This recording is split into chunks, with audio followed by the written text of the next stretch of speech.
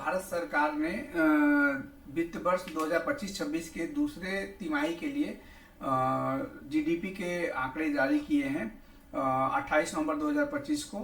ये जो आंकड़े बहुत ही सकारात्मक उम्मीद लाए हैं मार्केट के लिए। अभी जो जीडीपी ग्रोथ है, भारत की जीडीपी ग्रोथ 8.2% से बढ़ी है। ये पिछले 6 तिमाहियों में मतलब 1.5 साल में सबसे ज़्यादा तेज वृद्धि हुई है।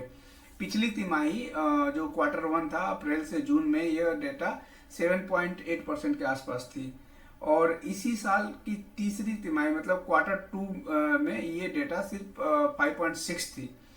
तो विशेषज्ञ भी मानते थे कि 7.2 से 7.4 के आसपास का अनुमान लगाया था, लेकिन सबको चौंकाने वाला, सबको पीछे छोड़ के मतलब बहुत ही अच्छा डेटा आया है 8.2% से।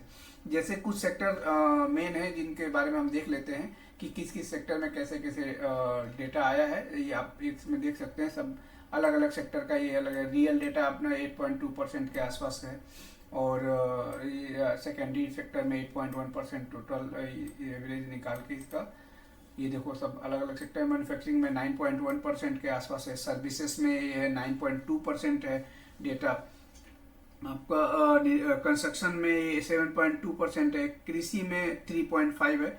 बट कृषि ठीक है, ऑलमोस्ट कृषि का डेटा लगभग सेगमेंट रहता है, ज़्यादा ऊपर नीचे नहीं होता है। लॉकडाउन में भी आप देखे होंगे कि सारा डेटा अपना बहुत नेगेटिव गया था, लेकिन एग्रीकल्चर ही एक ऐसा था जो भारत के जीडीपी को बचाए रखा था। तो इसका भी डेटा ठीक है। अभी सबका मतलब जितना प्राइवेट कंपनियों का कंस्ट्रक्शन था उसमें भी बहुत अच्छा वृद्धि हुआ है। तो ये अनुमान से बेहतर डेटा है। आरबीआई के भी अनुमान में भी इतना नहीं था, सब अर्थशास्त्री गलत साबित हुए हैं।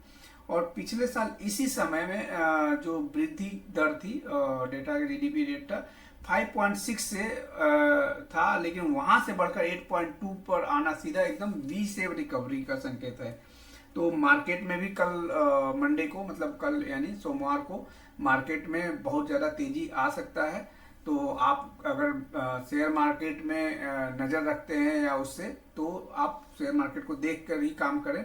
अगर देखा जाए तो अक्टूबर 2025 में खुदरा महंगाई दर जो सीपीआई घटकर 0.25% के निचले स्तर पर आ गई है, जिससे लोगों में खरीदने की क्षमता बढ़ी है, परचेजिंग पावर बढ़ा है।